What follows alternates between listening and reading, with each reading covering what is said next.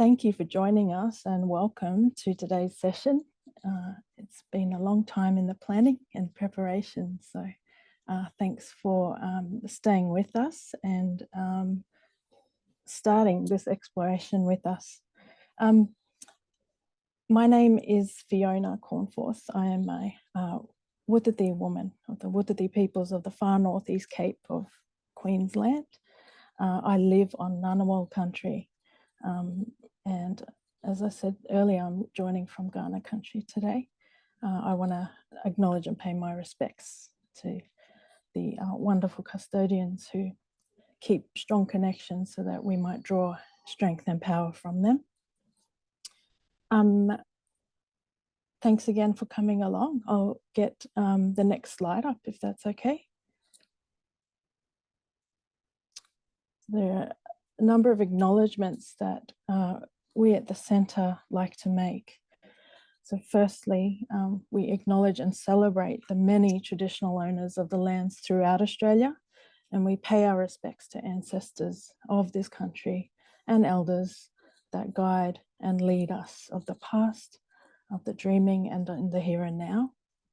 And we recognise all Torres Strait Aboriginal and Torres Strait Islander communities, culture and law, and that they have existed continuously for long over 65,000 years.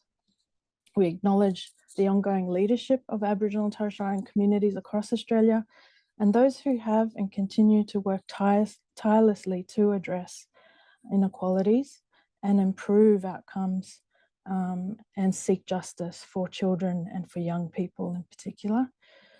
The National Centre is committed to ensuring that voices of those whose lives are affected by the decisions governments make should fundamentally inform those decisions. So First Nations voices must be heard, raised and amplified, and we know we have an opportunity for that to happen through the Voice to Parliament. It is time for genuine and significant reform to progress healing through the Uluru Statement of the Heart and its full implementation. We also seek to honour the lived and living expertise of all victims and survivors of child sexual abuse, harnessing all ages, cultures, abilities and backgrounds, and commit to substantially addressing the harm of child sexual abuse now and well into the future. We recognise that there are children and young people today who are experiencing sexual abuse and dedicate ourselves to doing all we can to promote their effective protection and care.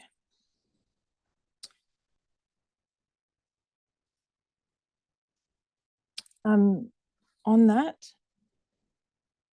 if any part of this discussion is has an impact on you, please stay checked in with yourself about changes in yourself. If there's a need to turn away or step away from this conversation, please feel free to do so. We are also recording, so you're able to revisit when you're feeling your most strong again, or your most resourceful self. That's one of the great things about the webinars the National Centre are hosting. They are recorded and for you to refer to whenever you're able to. I also want to acknowledge that, a bit about the centre. We, and some of you have been along for a number of webinars now. We really appreciate that. I'm very proud to be a founding board member of the centre, and we were able to, as a partnership with the Australian Childhood Foundation, Blue Knot Foundation and the Healing Foundation, and following the recommendations by the Royal Commission into Institutional Responses to Child Sexual Abuse, the National Centre was established, and we get to commission critical research and build a capability of workers and organisations to better meet or to better respond to what we know is such a critical issue for all communities across the country, and raise that awareness in community to try to reduce stigma. And of course, central to this work is elevating the voices of victims and survivors of all ages, life stages, and communities. So I remind you again that the session is being recorded, and you are able to ask questions. So please use the chat function to post any questions you might have as we begin our yarn this morning.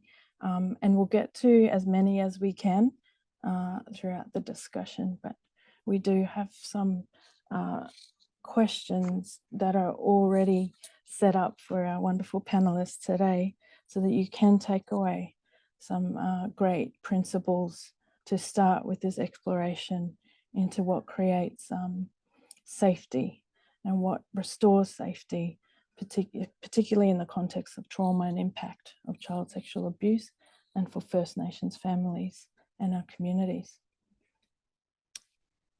Right.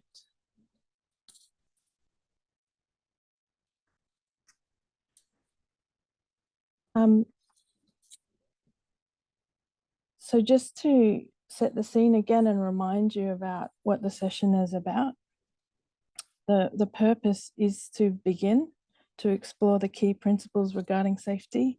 As I said, it is just an hour, so it is just the beginning.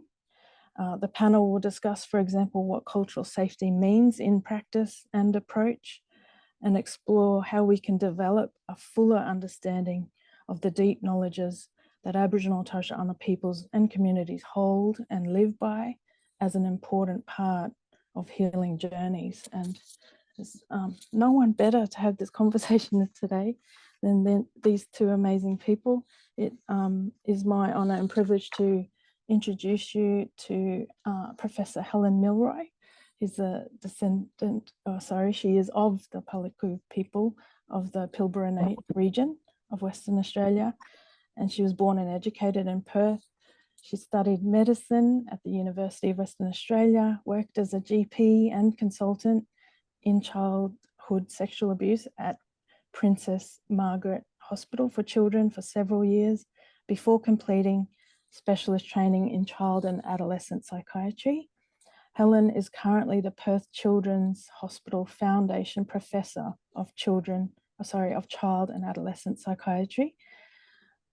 She's a commissioner with the National Mental Health Commission, co-chair of the Million Minds Medical Research Advisory Group, and honorary research fellow with the Telethon Kids Institute.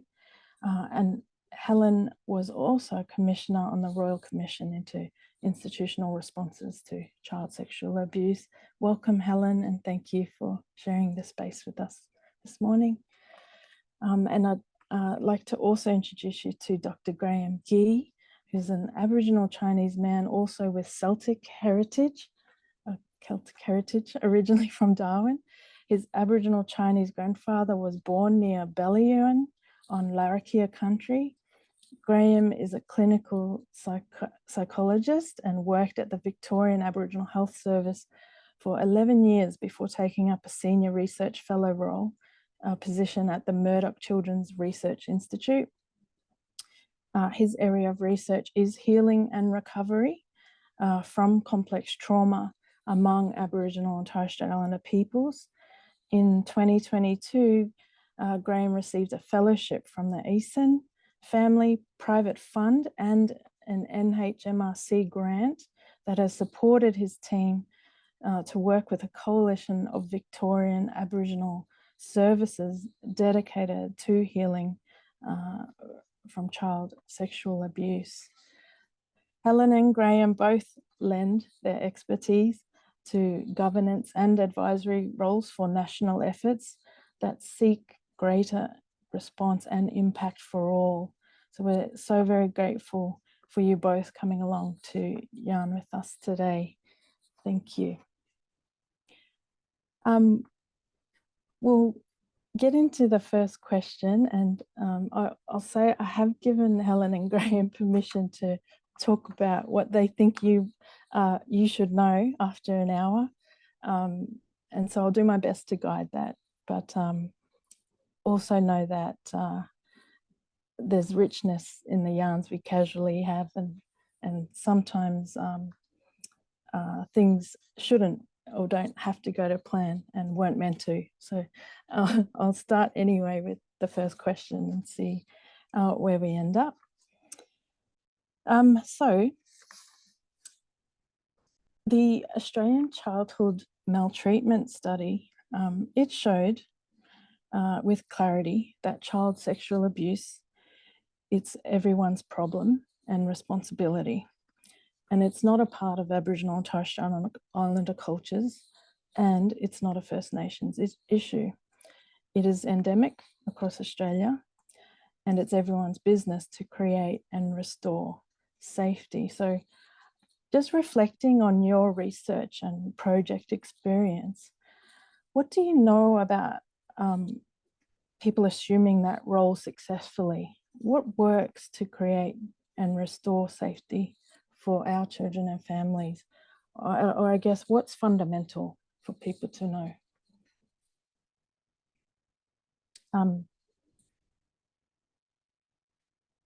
Whichever, whoever wants to jump in first can. Okay, I might have a go first. I think I'm older than Graham, so I'm allowed to take first spot. Thank you, Fiona, for that lovely introduction, and hello to everyone who's online listening to our conversation today. Also want to pay respects to the traditional custodians and all the lands on which we're meeting, and elders past, present and emerging, and pay our respects to them because we get to live and work and play in these beautiful homelands right throughout Australia. I happen to be on Wajak Noongar Budja here in Perth, in Boorloo, and I think it's the best place in the world to live. So I'm very grateful that it's such a beautiful home to have, and a beautiful place where I can raise my children and grandchildren.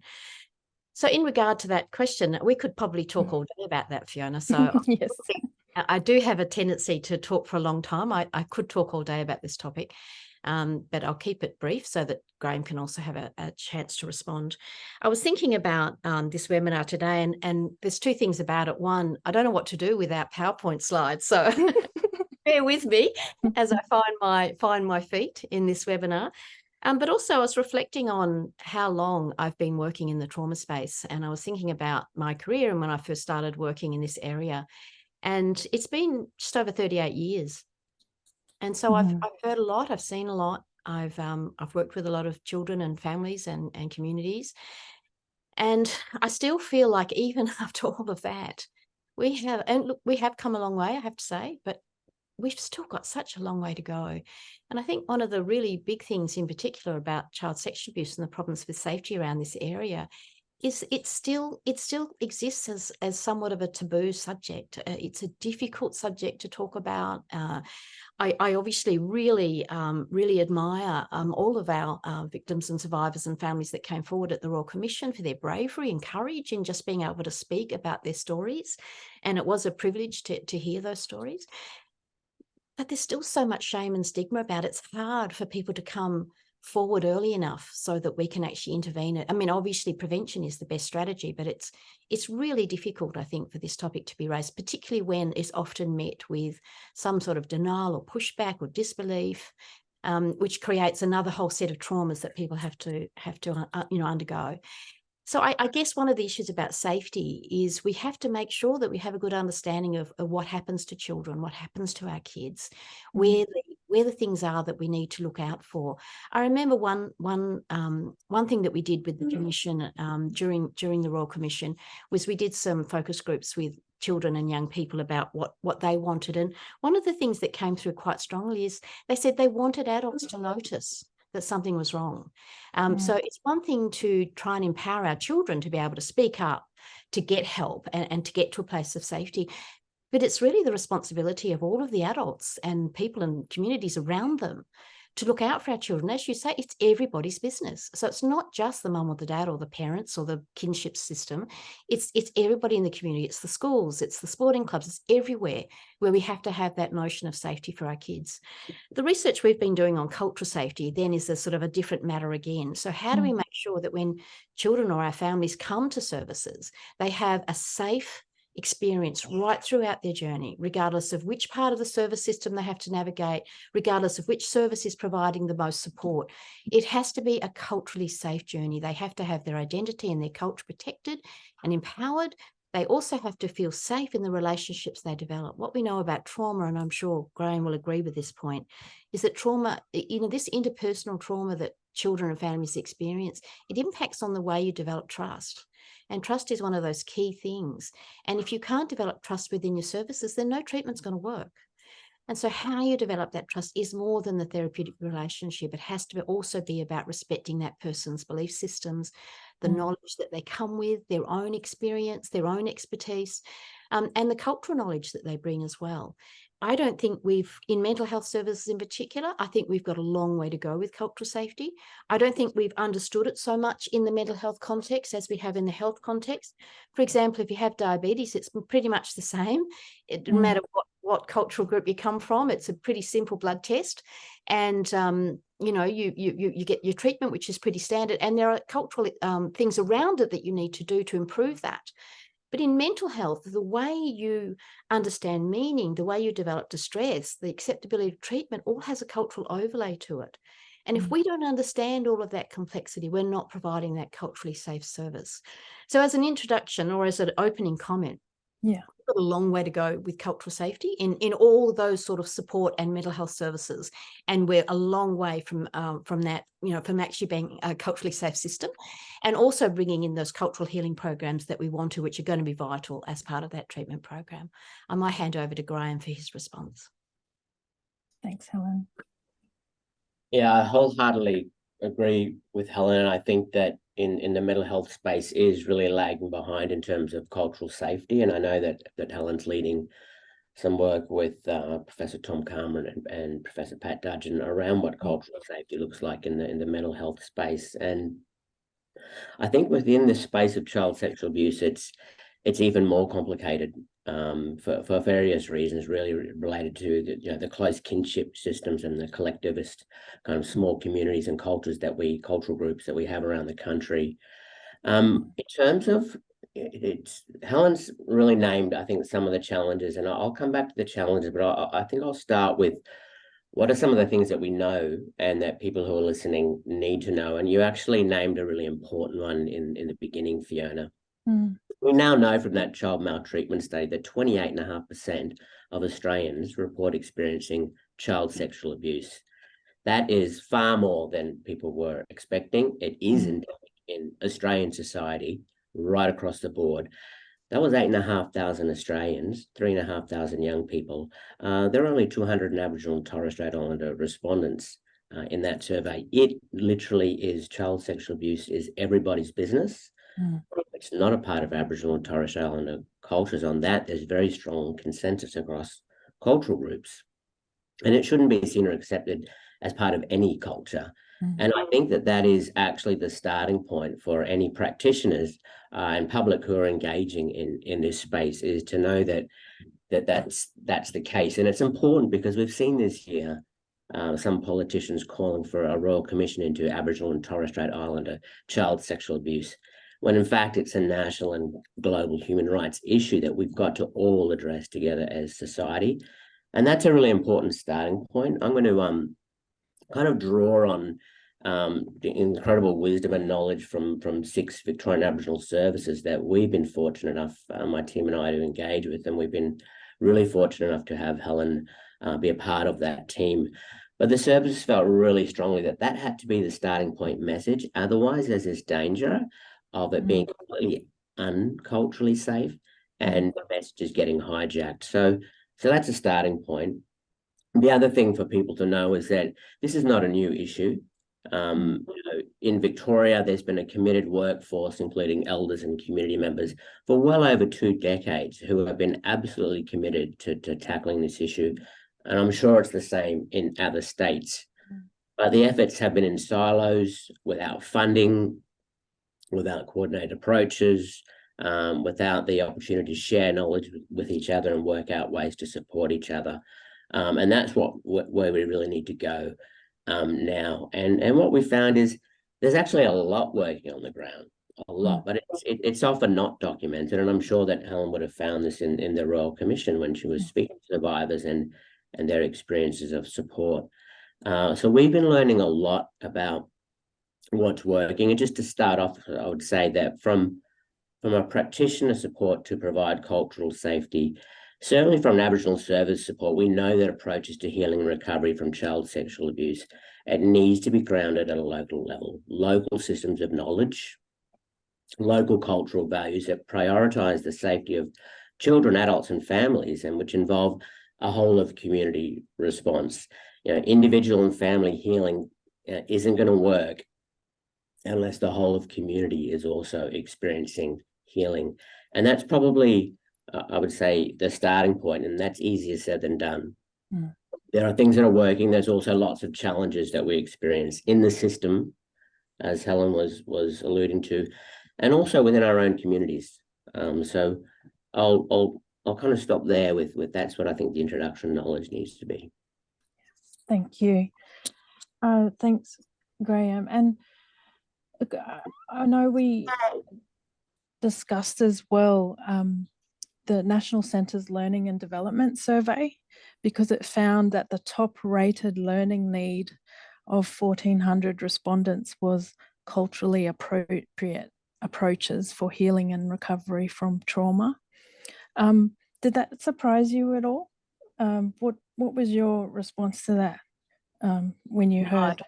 No, that doesn't surprise me at all. And to be honest, we, with some of the cultural safety research we've been doing in WA, we did a recent survey actually looking at whether people felt current mental health services were culturally safe, and then, what are the issues that are sort of lacking. And it was really, this is obviously preliminary data, but it was really quite amazing that all of the Indigenous respondents, so the Aboriginal and Torres Islander respondents, said no, mental health services weren't culturally safe, but so did all the non-Indigenous respondents equally, in equal measure, say the same thing. So that's one good thing that came out of it, was we all agree that it's not culturally safe. What to do about it, of course, is a much harder proposition.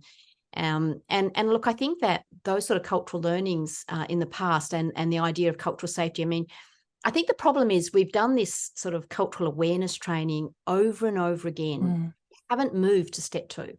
We just keep doing the same thing. And I liken it to the annual fire safety lecture. I don't know about you guys, but I just can't stand going to the annual fire safety lecture anymore. And I don't feel like I've got any better at it. And I'm sure if there was a fire, I still wouldn't know what to do. And I think with some of the cultural learnings, we're not thinking about it in a sophisticated enough way. So sure, people need to have an awareness and start there, and then they need to have that self-reflection and be able to understand their own journeys and their own prejudices and biases and all of that sort of thing. And then we've got to move to a culturally safe system. So it's a whole of system approach, just like trauma-informed responses is a whole of system response. Well, this is the same. And what we need to be able to do then is have those tools that we can use for teaching and training for our practitioners right across the board, both Aboriginal and Torres Strait Islander and non-Indigenous, to actually upskill and help them to actually improve their knowledge. One of the things that we did before we started the Cultural Safety Project was we did a cultural immersion program for our non-Indigenous research assistants, because we wanted them to have skills and be culturally safe in the research before we went any further. And so they had an immersion program where they met with elders over a period of months. They learned about culture, they learned about stories, and they just learned about relationship. And they were so much better for it, but we just don't do that in services. We have the odd lecture here and there, or an online training module. And really, to be honest, a lot of it is okay, but it's not going to meet the need.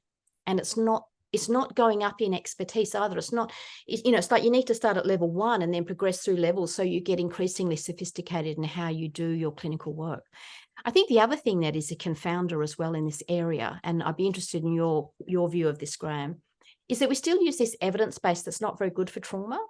So we have this, if you look at the, what works in trauma, all you end up with is trauma-focused CBT. And I'm not saying that that's a bad thing, but it's not enough. It's never going to be enough. And that, of course, does not have any of the cultural healing programs that we want to bring in for our mob.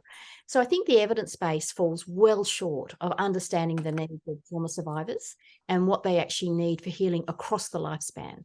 So while trauma-focused CBT has its place, it's only one spot perhaps in a continuum or a much broader landscape of healing services that we need to be able to provide.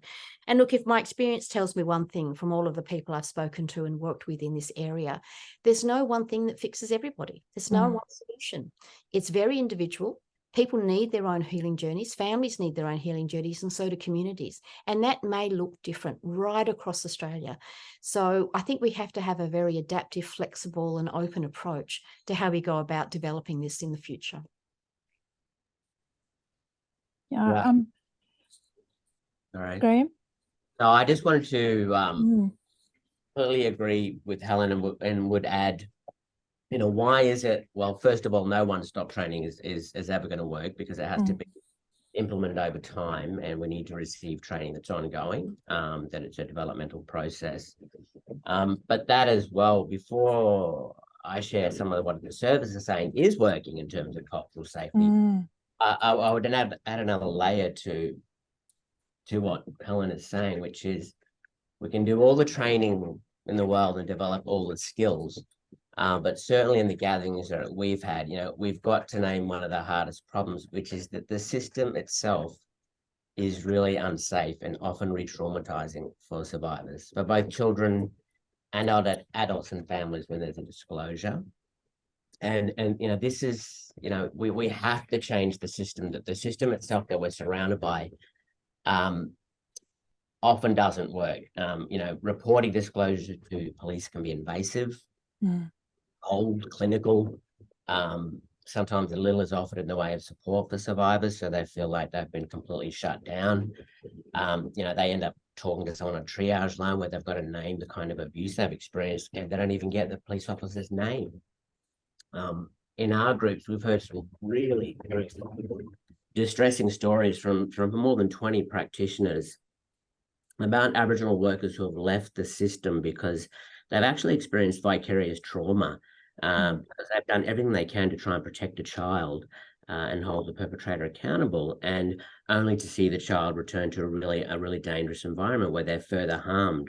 And non-Indigenous workers too have been speaking about the level of distress when inadvertently they've been trying their best, but they feel like they've ended up causing further harm. And so that's a real moral injury. When you're faced in an impossible situation, if you know that child sexual abuse is occurring for a child, you report it, and then nothing happens, and you watch the child go back home to be further harmed. And so this was a really important challenge that the services we've been working with have named, and they said we have to come to terms with changing the whole system. Services views are really doing that through trying to create whole of community responses. And there are also big challenges within communities when a senior person in community who's well known and respected is harming children, and in small isolated communities it just does not feel safe to disclose because of family conflicts and other things that arise. So there's both challenges within communities and at a whole systems level.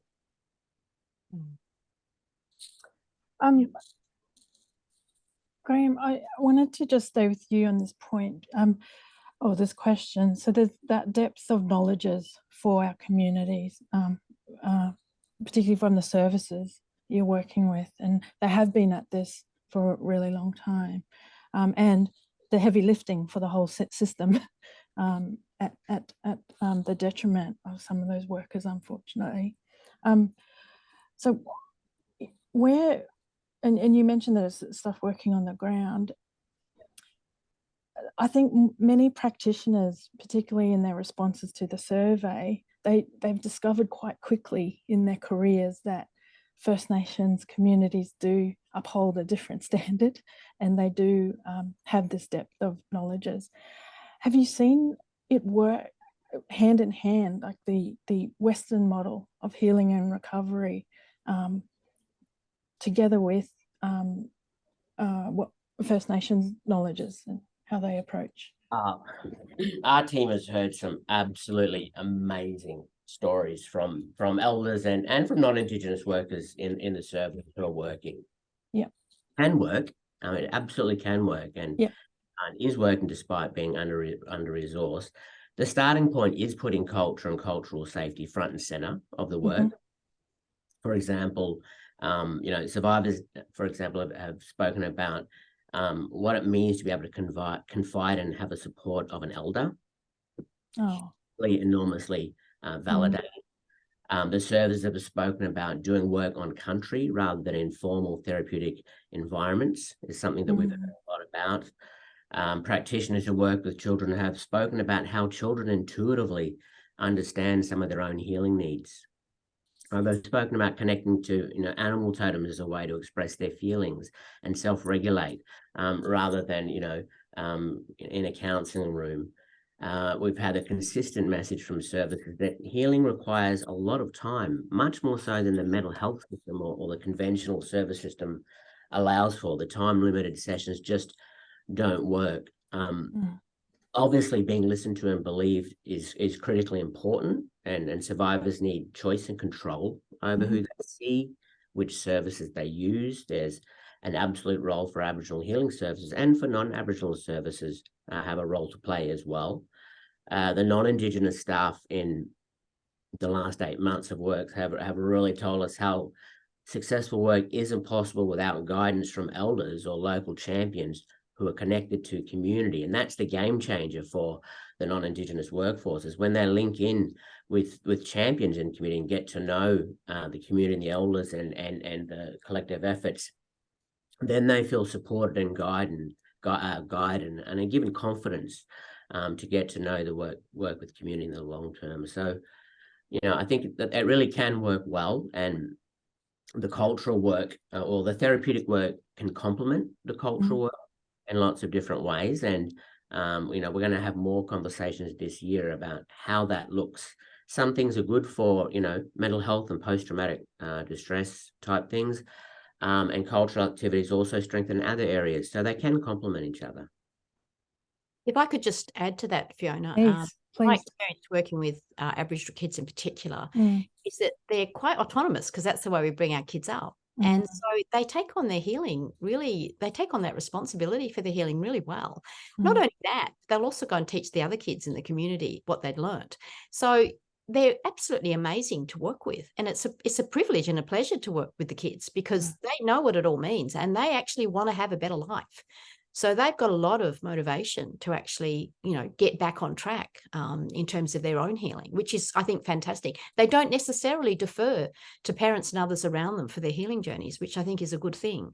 The other thing is nature is healing. So the fact that we want to do stuff out they call it eco-psychology now. But we've always known that being in nature is part of healing, being part of the environment, having totems and seeing them in the sky or on the land or in the sea, is part of healing. And so it gives children a broader understanding of attachment and relationship. So if their relationships aren't that trustful with adults, they are still trustful in nature and in the broader sense of their existence. And look, the other point I just wanted to make as well is our healers can have a way of understanding what's happening to a person in a cultural sense that a Western psychotherapist is not going to understand. And so we need our healers side by side, because sometimes their explanations and their treatments or their understanding that they give to the person allows that person to pivot and move forward. And without that, it's not going to happen. So I think our healers are a really critical part of this. And we also know that the ability to have their story heard in a way that allows them to piece it together is very, very powerful, because we know that trauma disrupts your own story. It disrupts the personal narrative and it fragments it. And so one of the processes of storytelling, which we've already had in our society for thousands of years, is actually a key part of healing, is the storytelling, not in a magical sense, but in an actual narrative sense. Yeah. Wonderful. You're making me think about this healing program where I worked with when I was at the healing centre, where we made it okay that they didn't have to report on everything that happened in country. They just needed to have an understanding that whatever happened would get a different outcome or a better outcome. And it was that broader relationships that were supported and led by elders. And so practitioners don't necessarily need to understand the depth of that knowledge of what happens out there, just that it works for our mob. That's one of the things I was really proud to work on. There was a study, Fiona, done in the United States of America some years ago now on Native American soldiers who went to one of the wars. I think it was, Iraq, and they had ceremony before they went, and then there was a group that didn't have ceremony before they went. And they compared the two groups, and they found that those Native Americans went their ceremony with their cultural groups before going, and then when they came back, had far lower rates of PTSD and far better rates of healing, as opposed to those who weren't, culturally connected. So we don't always know exactly how it works, and we don't have to, but we know it does. Have to. Yeah. Yeah, and I would add, we've had probably 3 decades now of research around the world from Indigenous peoples that culture and cultural practices and connection are healing, and we all know that. We've got 65,000 plus years, right? But we do need to start to look at culture in more sophisticated ways. There are many ways to use culture. The blessings of an elder in the smoking ceremony are much more than an introduction. They create a sense of cultural safety for survivors and practitioners when they know that the traditional owners are giving them a blessing to can come and do the work and the healing on country.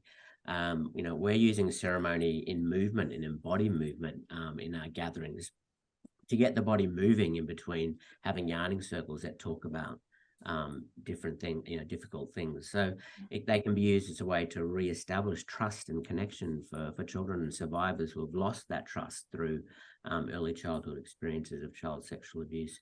There are many, many ways in which culture can and is being used. And it's incumbent on all of us to learn about that within the child sexual abuse space. It's a powerful, powerful thing. Shouldn't relegate culture to myth and legend. In fact, if you look at the science of well-being, it basically supports everything that we do. Connection, ceremony, music, singing, dancing, art, creativity and imagination, all of the things that we do, nature play, all of that stuff. If you look at the science behind it, Western science is just catching up with everything we've done since the beginning of time. Absolutely. So there are two themes that come up with practitioners feeling stuck. One, or frozen in their space. One is overwhelmed, not knowing how to approach or ground, local community and ground their practice or approaches with community. And the other is knowing when they're perpetuating further harm.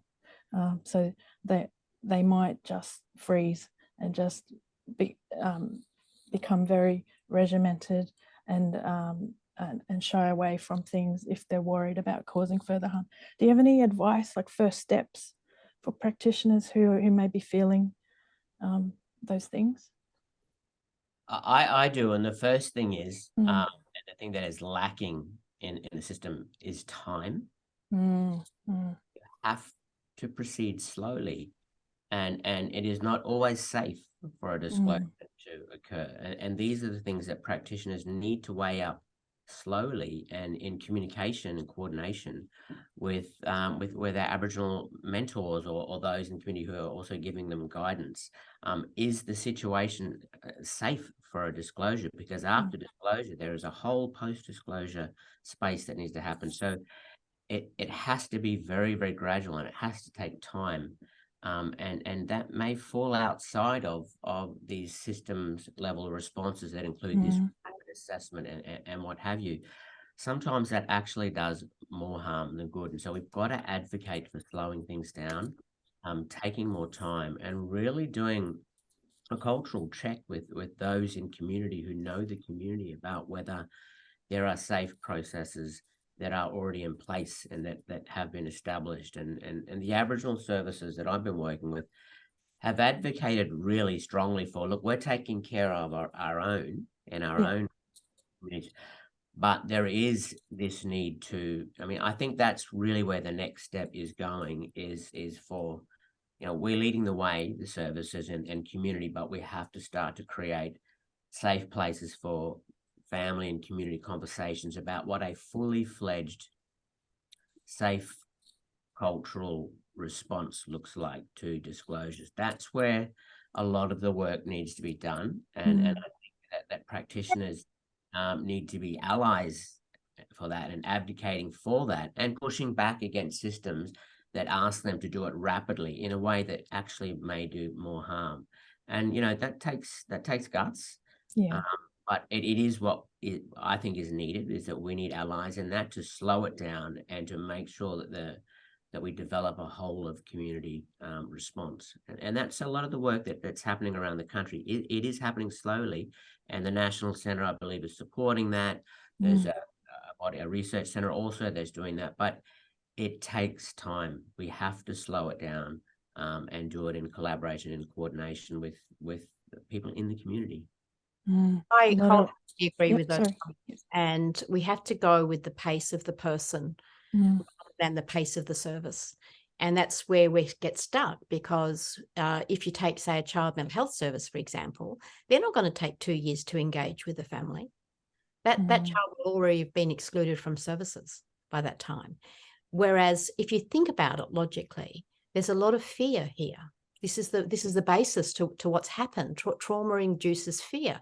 And with fear, then you have to have an enormous amount of trust to be able to move forward. Trust is not given just because you have a professional title or you have a service. There's no trust in a service. People in this sort of situation, families and children, because it's interpersonal trauma, they want to be able to trust a person, not a service. And so if they don't develop a safe, trusting relationship with a person in the service, you're not even going to get them through the door. And then the service environment itself is often unsafe and is triggering. And then the processes after that are also unsafe and triggering. So we just have so far to go. And I agree with Graham, we've got to slow it down, go at the pace of the person, family and community, but also build trust. Just one example we had from the commission with one community that we engaged with at the beginning. They didn't actually want to tell us their story until the end of the 5 years. 5 years of engagement. I think there would be too many services that would stay that long, but sometimes that's what's needed. And unless we can build that into systems, we're really going to miss those people who are sometimes feeling very alienated, very marginalized, very isolated, because they're going to be the ones that have the most difficulties with trust. Yeah. And I think the other, it's not even an elephant in the room because it's actually obvious, but Jonah, what I would add is that, okay, last year, I think it was, or late 2021, you know, we finally got a national strategy to prevent and respond to child sexual abuse. So bipartisan support for a national strategy. We've now got the child maltreatment studies, which has shown just how endemic child sexual abuse is across Australian society.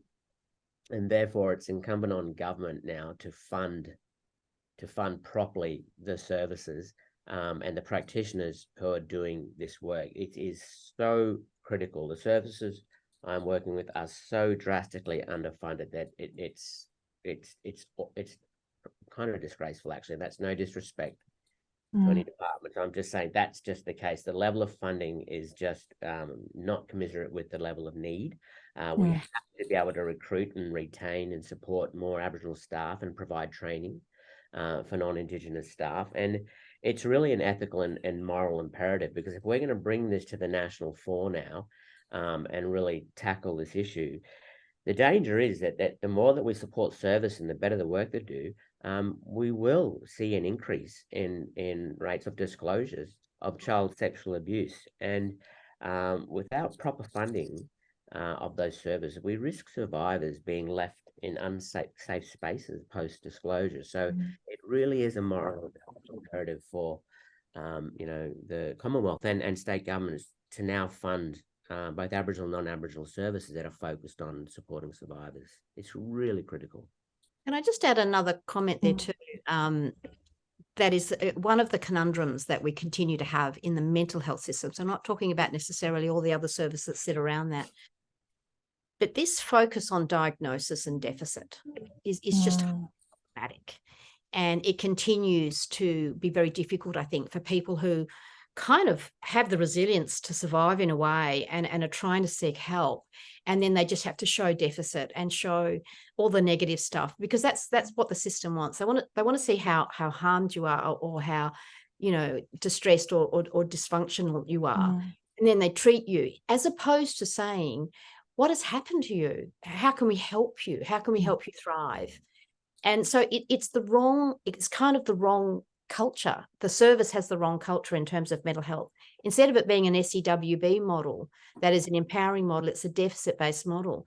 And I think the other thing that we have as a conundrum as well in the mental health system is this reliance on diagnosis, so that instead of being able to say, these are all of the things that happened, and we know that all of those traumas that happen are risk factors for any kind of mental illness, anxiety, depression, post-traumatic stress disorder, eating disorders. We know that they can be a risk factor for all of those things. But it's seen as an event instead of a need for treatment, if you know what I mean, or need for healing. So because we have this kind of disconnect between what happens to you and then needing a diagnosis for treatment, there's this whole group in the middle who just don't get anything. They just completely fall out of the whole system. So what we need to be able to understand is that if these things happen, and the evidence is very, very clear, if all of these things happen to you as a child, you are going to have significant difficulty with your mental health, your physical health, your relationships, your employment, your education, all of the dimensions around you. So why can't we apply a common sense model, understanding that these things can lead to all of these factors, and we want to help you restore your resilience and allow you to thrive going forward? We just don't do that. No.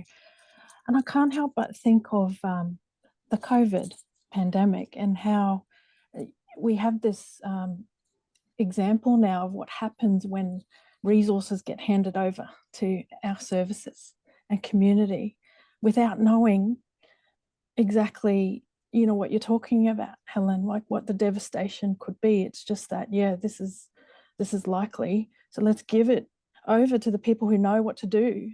And look at how we fared in our communities. We kept a lot of people safe, and our health and health practitioners and workers. I just have so much. You know, I just commend them so much for everything they did. But there's a case there that happened where they were given the resources and they used them to the best of their abilities, applied their cultural knowledges, their community knowledges, and people were kept safe. We could do that here. It was a true experience of self-determination, wasn't it? Yes, that's it. That's it. And that's what we need in healing services. Definitely. Yeah. And I would really add around the mental health and the difficulties with the deficit and diagnosis that Helen's talking about. Now, you know, of course, there's always a role, and that can be useful for some survivors. So, you know, I'm not wanting to deny that, but a great example of what Helen's talking about is, you know, in complex PTSD, emotional dysregulation is one of the key deficit symptoms of distress. And what's really coming out in our gatherings and the work that we're doing is there's an enormous amount of anger and rage experienced by some survivors for the level of violation they've experienced by a loved one, which is completely normal and adaptive and a healthy response to being violated. And cultural practices and other forms of practices can work with that anger in a strength-based way, rather than just seeing it as emotional dysregulation that needs to be cured. Well, actually, it's actually a fundamental human response to being violated. And you know, only 50% of people anyway respond to, you know, PTSD related therapeutic interventions. So clearly we're more than that. And I think it lies in looking at strength-based cultural healing practices, and really researching and investigating what kind of effects that have on emotional regulation and dealing with anger and what have you. It's interesting, that particular one, Graham, because I think rage and anger is not well understood. It's seen as a negative, and so it needs to be controlled. But in actual fact, we need to be able to allow people to express it, but in a less harmful way. And if you look at something like going into nature, you will actually reduce your blood pressure, you'll calm down, and have less emotional dysregulation. And that's been shown by evidence. So, you know, these cultural practices that we have are a means to being able to assist in emotional regulation, but we just don't use it. I think it's really sad that in some Western societies now, they prescribe half an hour of going into nature as a treatment. It should be part of life. And I think what we also have to understand that kind of healing isn't really separate from life. If we have life that's embedded within an SEWB model and we can support that, then that becomes more normal and natural. Yeah. I think the social emotional well-being model that really prioritizes cultural determinants of well-being and unpacking culture is a way to go. And the last message I would say, Fiona, because I'm aware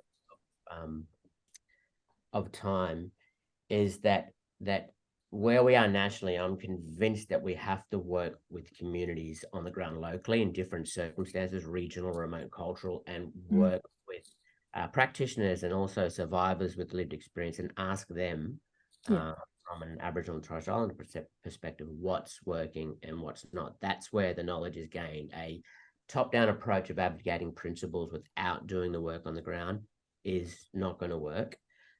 We have to speak to survivors and practitioners who are working at the local level. And the other thing that we're really understanding is that there's an interconnection. Many practitioners who are committed and working in this area are also survivors themselves. And we need to think about that in terms of the way our services are trauma-informed and trauma-integrated. Yeah. While I completely support that approach, I just want to also make a bit of a bid for the little ones, because they can't really have much of a voice apart from their parents, and it may be the parents that have caused the harm. So I think we also need to give voice to the little ones to make sure we understand their experience and understand what's going to be healing for them from the broader base of evidence and cultural knowledge that we have, because that's quite hard. And I think understanding children from a child's perspective is really important in this area. Yeah, Helen, I just want to say, I think you've finished off on a really, really important point that we haven't touched on, which is namely that again, the recent data is showing us that a very, very large proportion of notifications are actually children using concerning harmful sexual behaviours, and we've got a big learning curve about coming together and learning how to work with our children, that it's not just a stranger or even necessarily an adult, and that's coming through pretty clearly with the national data.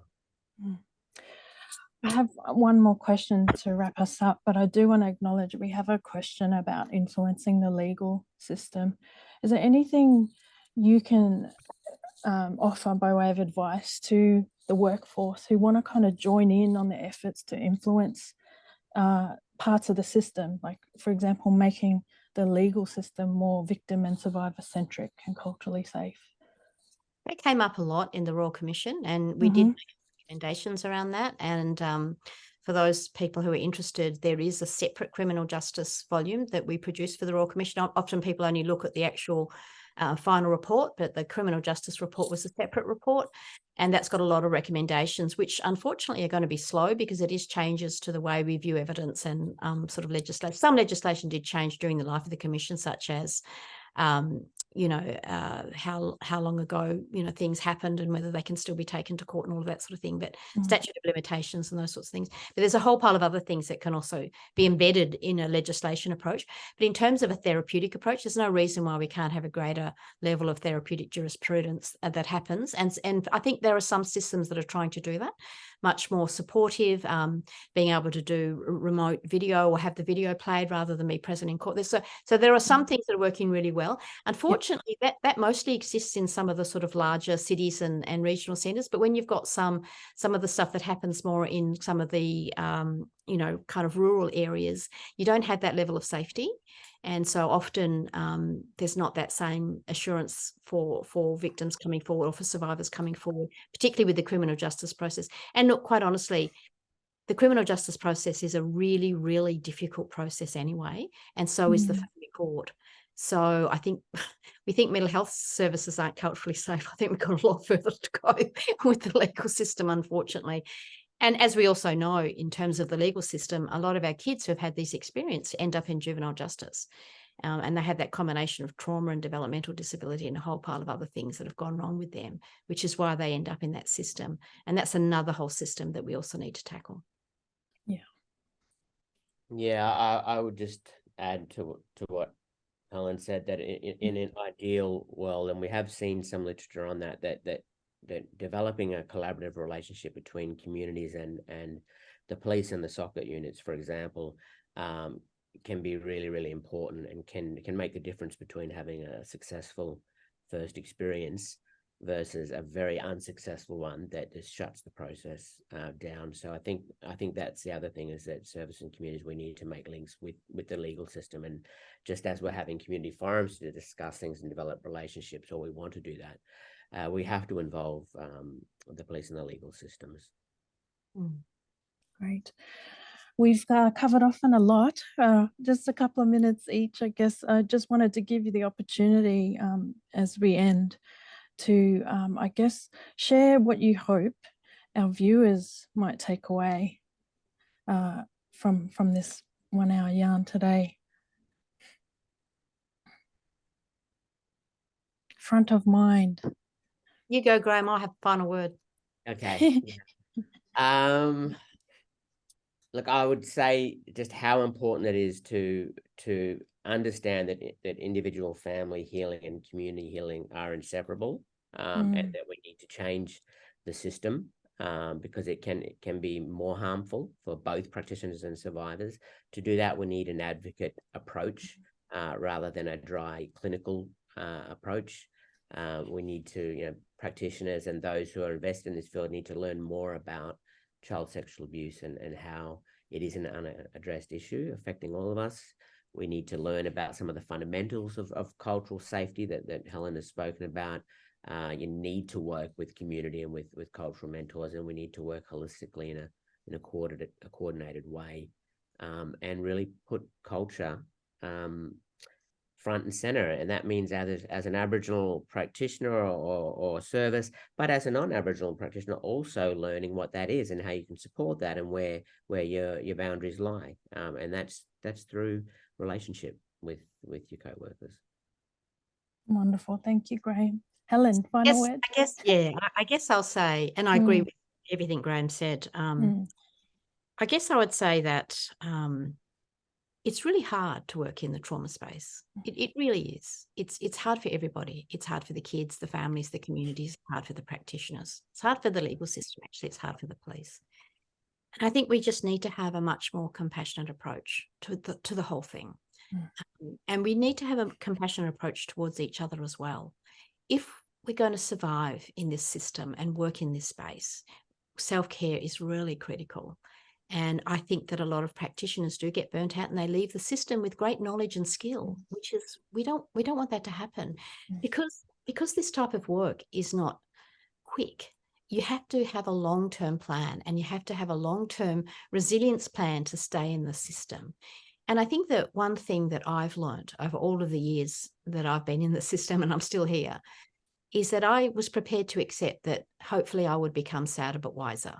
And I would also experience some vicarious resilience as opposed to the traumatization from being inspired by the stories that I hear. And I can honestly say that it's seeing the sparkle in a child's eye when they recover that will always make you want to work in this place and this space. And that is worth it. That is absolutely worth it. Totally agree. So rewarding. What a beautiful note to finish on. Thank you both so much, and thank you to participants.